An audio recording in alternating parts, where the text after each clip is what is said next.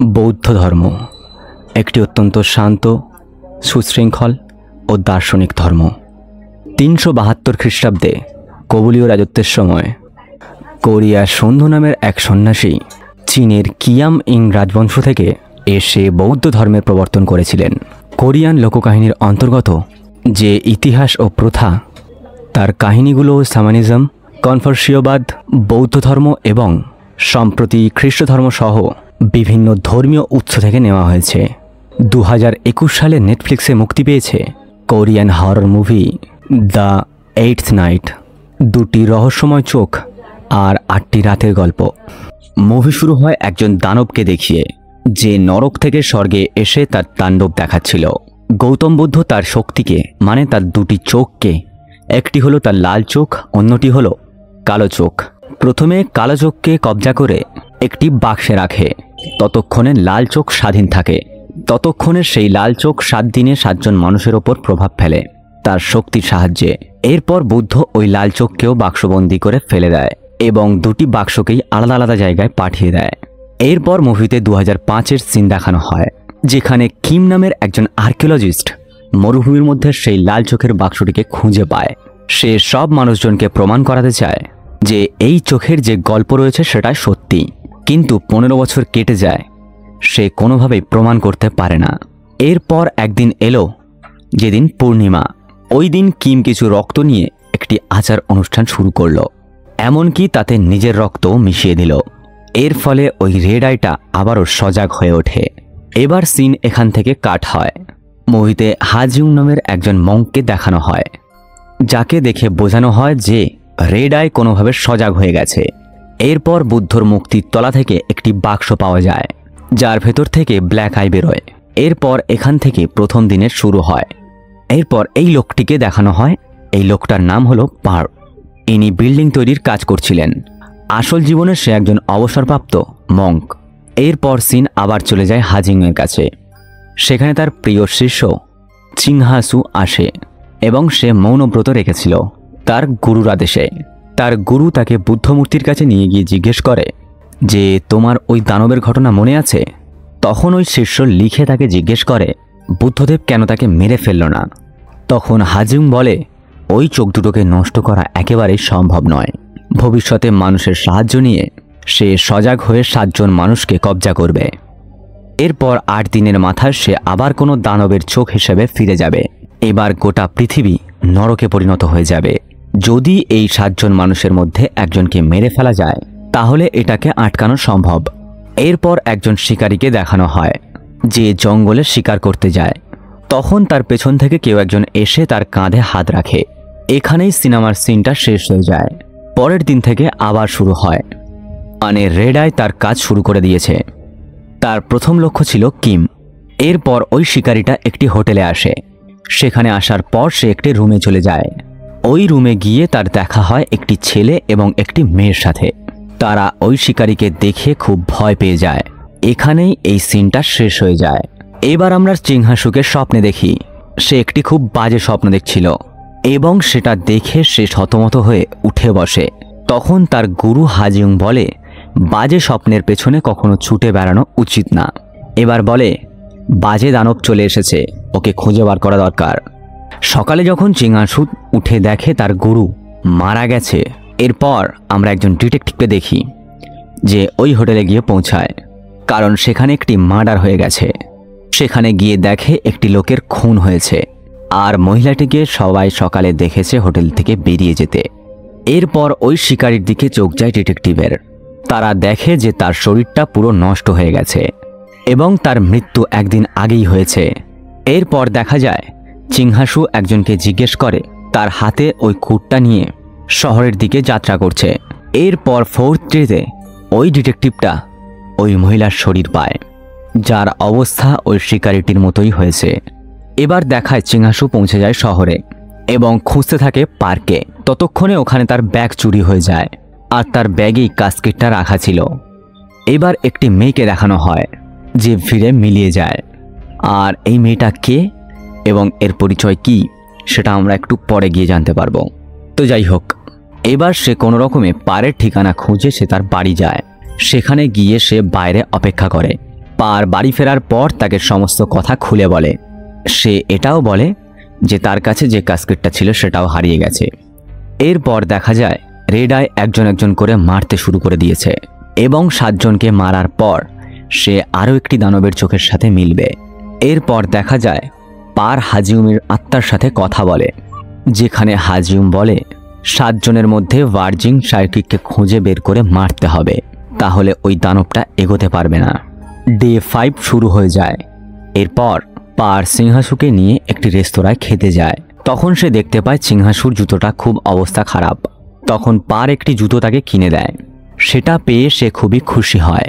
সিংহাসু তাকে ধন্যবাদ জানিয়ে সঙ্গে সঙ্গে তার মৌনব্রত শেষ করে দেয়। এরপর তারা একটি বাস স্ট্যান্ডে পৌঁছায় 7 নম্বরকে খুঁজতে যাবে বলে। তখন ওখানে একটি ডিসপ্লেতে দেখে একটি খুনের ঘটনা, যেটা দেখে পার বুঝে যায় যে কোথায় যেতে হবে 7 নম্বর ব্যক্তিকে খোঁজার জন্য। এরপর তারা দুজন মিলে মেয়েটির ছবি নিয়ে গোটা শহর খুঁজতে থাকে মেয়েটিকে, কিন্তু খুঁজে পায় না। এরপর রাতের বেলায় একজন লোক এসে পারকে বলে, আমি জানি তুমি একজন সাইকিককে খুঁজছো সেই 1 বছর ধরে, এবং সে দিয়াগু শহরেই রয়েছে। এটা শুনে পার দিয়াগুর উদ্দেশ্যে রওনা দেয়। দেখানো হয় ডিটেকটিভরা আরও একটি বডি খুঁজে পায়, যে বডিটার অবস্থা বাকি সমস্ত বডিগুলোর মতোই, কিন্তু এই মৃতদেহর মাথায় একটা গর্ত হয়ে আছে। এরপর পারের সোয়েটারের পকেট থেকে একটি চিঠি বেরোয়। সেখানে যাওয়ার পর পার তার পকেট থেকে একটি চিঠি বার করে। সেই চিঠিতে লেখা ছিল, আমার বাচ্চা এবং আমার স্ত্রীকে রক্ষা করো। পার সেই চিঠি দেখা মাত্রই সেখানে গিয়ে দেখে তার বউয়ের সাথে তার বাচ্চার কোনো এক দুর্ঘটনার কারণে মৃত্যু হয়েছে। যে এই দুর্ঘটনা ঘটিয়েছে সেই মহিলাটি নিজেকে মেরে ফেলেছে। তার যে বাচ্চা ছিল সেই বাচ্চাটাকে পার দেখতে পেয়ে তাকে গলা টিপে খুন করতে চায়। তখন তার মনে হয় এই কাজটা সে ঠিক করছে না। এরপর ডে 6 শুরু হয়। ওরা দুজনে বসে খাবার খাচ্ছিল। খাওয়ার সময় একটা ম্যাপ নিয়ে তারা পয়েন্টিং করছিল, কারণ তারা দুজন আলাদা আলাদা রুটে গিয়ে ওই সাইডকিককে খুঁজে বার করবে।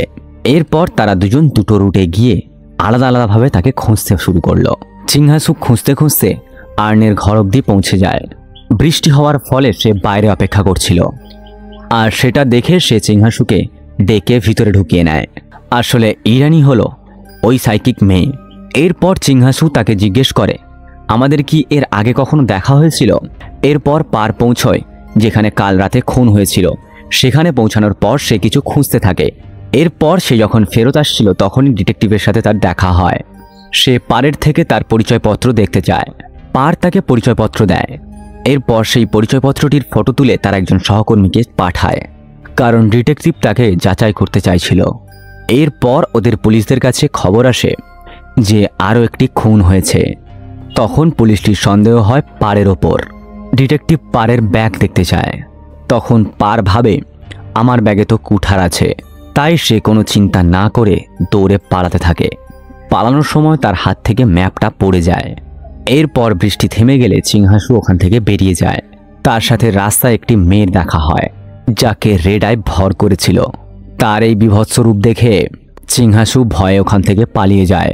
এরপর ডিটেকটিভ এসে তার বন্ধু ডংকে সব বলে এই বিষয়ে। তখনই ডিটেকটিভের ম্যাপের কথা মাথায় আসে। তখন সে ডংকে নিয়ে সেই জায়গায় গিয়ে পৌঁছায় যেখানে ওই ম্যাপটা দেখেছিল। রাস্তায় যেতে যেতে ডং তাকে একটি মাদুলি দেয়। এই মাদুলি যে কোনো বাজে শক্তি থেকে তাকে রক্ষা করবে। এরপর সিংহাসুর সাথে পারের দেখা হয়। সে বলে সে খুঁজে পেয়ে গেছে ওই সাইকিককে। সিংহাসু ঠিকানাটাও দিয়ে দেয় পারকে। সমস্ত কিছু শোনার পর পার বলে সিংহাসুকে, তুমি ফেরত চলে যাও, কারণ আমি ওই সাইকিক মেয়েটির খুন করতে চলেছি। এরপর পার ওই মেয়েটির ঠিকানার উদ্দেশ্যে রওনা দেয়। সেই সময় ওই ডিটেকটিভটা ওখানেই ছিল। ডং ওকে জানায় যে এখনো পর্যন্ত ওই দুটো মেয়ে বেঁচে আছে। এরপর ডিটেকটিভটা খেয়াল করে পার একটা কুঠার নিয়ে যাচ্ছে। এই পীর আনকে বাঁচাতে সিংহাসু পৌঁছে যায় এবং তাকে নিয়ে বেরিয়ে যায়। পার ওই বাড়িতে খোঁজাখুঁজির পর একটি মেয়েকে দেখতে পায়। সে মারতে যায় পেছন থেকে। ওই রেড আই যেই মেয়েটির উপর ভর করেছিল সেই মেয়েটি এবার চলে আসে। সেখানে আসার পর ডিটেকটিভের ওপর হামলা করে দেয়। এবার কুঠার হাতে সেখানে সেই মেয়েটির সামনে ডং চলে আসে, আর মেয়েটি বলে আমায় ওই লোকটি মারতে চাচ্ছে। তখন ডং পারকে আটকাতে যায় এবং ওই মেয়েটির ভেতর থেকে রেড আই বেরিয়ে ডংয়ের শরীরের মধ্যে প্রবেশ করে। এরপর ডংকে মারতে যায় পার। তখন ওখানে দুজন পুলিশ চলে আসে। এরপর পার বাস স্ট্যান্ডে পৌঁছায়, যেখানে চিঙ্গাসু ওই সাইকিক মেয়েটাকে নিয়ে গেছে। সেখানে এসে দেখে একটাও বাস নেই। তারা সেখানে অপেক্ষা করতে থাকে। তখনই ওখানে হাজুমিনের আত্মা আসে। সেখানে আসার পর সে বলে, ওই দানবটাকে মারতে গিয়ে তোমার যদি প্রাণও যায় তারপরেও তুমি পিছুপা হয়েও না। এরপর ডং ওখানে টেম্পেলে পৌঁছায়। হাজুমের বডির সামনে গিয়ে বলে, তুমি কিছু করতে পারলে না। এরপর দেখা চিঙ্গাসু আর্নকে নিয়ে জঙ্গলের রাস্তায় হাঁটতে হাঁটতে একটি ঘরে পৌঁছায়। এবার গিয়ে ডিটেকটিভও খুঁজে পেয়ে যায় ডংয়ের নির্দেশের কারণ। এইবারে দেখা যায় আর্ন কোনো সাইকিক নয়, সে একজন ভালো মানুষ, অর্থাৎ ভালো ভূত, যাকে মানুষ করেছে কিম। কিমও একদিন ওকে রেড আইয়ের গল্প শোনায়। সে বলে যে একজন সাইকিক মেয়ে চায় যার রক্তে ওই রেড আই অ্যাক্টিভ হয়ে যাবে। মূলত সে কিমকে খুব ভালোবাসত, তাই নিজেকে সে শেষ করে দেয়। তারপর থেকে রেড আই অ্যাক্টিভ হয়ে যায়। এরপর খুঁজতে খুঁজতে পৌঁছে যায় চিঙ্গাসুর কাছে। ঠিক তখনই আর্ন ভ্যানিশ হয়ে যায়। তখন ওই ব্যাগটাও খুঁজে পায়, যেটা চুরি হয়ে গেছিল কাস্কেটে। এরপর দেখা যায় পার কোনো অনুষ্ঠানের জন্য নিজেকে তৈরি করছিল, যাতে করে ডংকে সে মারতে পারে। এরপর সে প্ল্যান করে যখনই ডং আসবে তখনই সে পারের ভিতরে প্রবেশ করবে। তখনই যেন চিঙ্গাসু ওই কুঠার দিয়ে তাকে মেরে ফেলে। এরপর ডং আসে, তখন পার মন্ত্র পড়তে থাকে। তখন ডং তার কাছে এসে বলে, আমার তোমাকে চাই না, আমার সেই মানুষটাকে চাই যে ওই কাস্কেটটাকে পাহারা দিচ্ছে। আসলে সেই মানুষটা হলো চিঙ্গাসু। সে শুনে অনেক ভয় পেয়ে যায়। এরপর ডং তাকে তাড়া করে এবং পারও তার পেছনে যায়। তখনই ওখানে ডিটেকটিভ চলে আসে এবং পারের উপর সে গুলি চালায়। এরপর ওই কুঠার দিয়ে ডংকে সে মেরে ফেলে। কিন্তু ততক্ষণে রেড আই সম্পূর্ণভাবে চিঙ্গাসুর মধ্যে চলে আসে। সে তখন পারকে মারতেই চাচ্ছিল, ততক্ষণে তার ওপর মন্ত্র পড়তে শুরু করে দেয়। রেড আই ততক্ষণে চিঙ্গাসুকে ছেড়ে দেয় এবং পারের মধ্যে প্রবেশ করে। চিঙ্গাসু কুঠার দিয়ে মেরে ফেলে পারকে। এরপর দুনিয়াটা আবারও আগের মতো হয়ে যায়। এবার দেখানো হয় চিঙ্গাসু ওই মরুভূমিতে পৌঁছে যায়, যেখানে ওই কাস্কেটটাকে ওই জায়গায় পুঁতে দিয়ে আসে। আর সাথে সাথে আর্নকেও দেখায়, যে ওই দানবের হাত থেকে মুক্তি পেয়ে যায়। আর এখানে এসেই সিনেমার শেষ হয়। মুভি ভালো লেগে থাকলে অবশ্যই ভিডিওতে একটি লাইক করে দিও এবং বন্ধুদের সাথে শেয়ার করে দিও। আর হ্যাঁ, তোমরা যারা আমার সাথে সরাসরি কথা বলতে চাও চলে এসো ফেসবুকে, ইনস্টাগ্রামে, লিঙ্ক ভিডিও নিচে ডেসক্রিপশনে দেওয়া রইল। দেখা হচ্ছে পরের ভিডিওতে। বাই।